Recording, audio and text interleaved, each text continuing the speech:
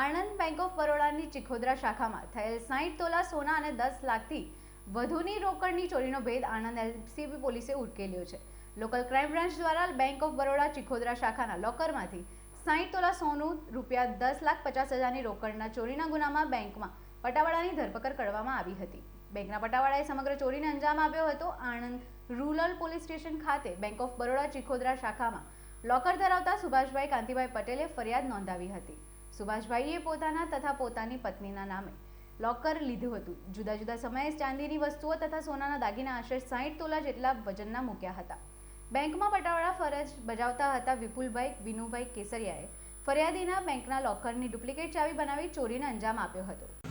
તારીખ 25/12/2024 રોજ સુભાષભાઈ કાંતિભાઈ પટેલ રહેવાસી વઘાસી આણંદ નાઓએ આણંદ રૂરલ પોલીસ સ્ટેશનમાં આવી પોતાની ફરિયાદ હકીકત જાહેર કરેલ કે તેમનું ચિખોદરા બેંક ઓફ બરોડા શાખામાં તેમની તથા તેમના પત્નીના નામે લોકર હતું। એ લોકરમાં તારીખ 18/9/2024 પહેલા તારીખ 7/2/2024 વચ્ચે કોઈપણ સમયે ત્યાંના પટાવાળા તરીકે ફરજ બજાવતા વિપુલ કુમાર વિનુભાઈ કેસરિયાએ ડુપ્લિકેટ ચાવી બનાવી લોકરમાંથી રૂપિયા 60 તોલા સોનું અને 10,50,000 રૂપિયાની સગે વગે કરી દીધેલ હોવાની ફરિયાદ આપતા આ બાબતે આણંદ રૂરલ પોલીસ સ્ટેશનમાં ગુનો રજીસ્ટર કરવામાં આવેલો।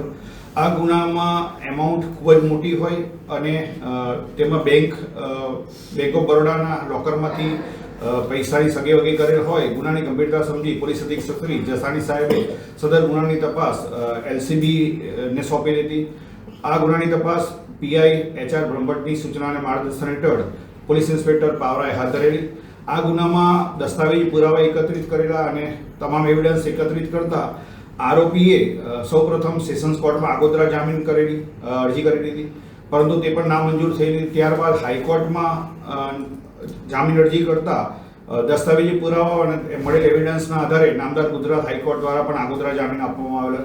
ત્યારબાદ સદર આરોપીએ નામદાર સુપ્રીમ કોર્ટમાં પણ આગોતરા જામીન માટે અરજી કરેલી હતી, પરંતુ એકત્રિત કરેલા પુરાવાના આધારે નામદાર સુપ્રીમ કોર્ટે પણ તેઓના જામીન મંજૂર કરેલા નહીં અને તેમને 2 વીકમાં સરેન્ડર કરવા માટે સૂચના આવેલ। જે અનુસંધાને આરોપી વિપુલ કુમાર વિનુભાઈ કેસરિયા તારીખ 20/3/2025 રોજ એલસીબી સમક્ષ સરેન્ડર થતા આ ગુનાના કામે તેઓની ધરપકડ કરવામાં આવેલી છે અને તેઓને નામદાર કોર્ટમાં રજૂ કરી તારીખ 27/3/2025 દિન 7 પોલીસ કસ્ટડી રિમાન્ડ મેળવવામાં આવેલા છે। આ રિમાન્ડ દરમિયાન આરોપીએ આ મુદ્દામાલ કેવી રીતે ચોરેલો છે, આ મુદ્દામાલ ક્યાં સગે વગે કરેલો છે, તે તમામ મુદ્દાઓ બાબતે તપાસ તજવીજ હાથ ધરવામાં આવનાર છે।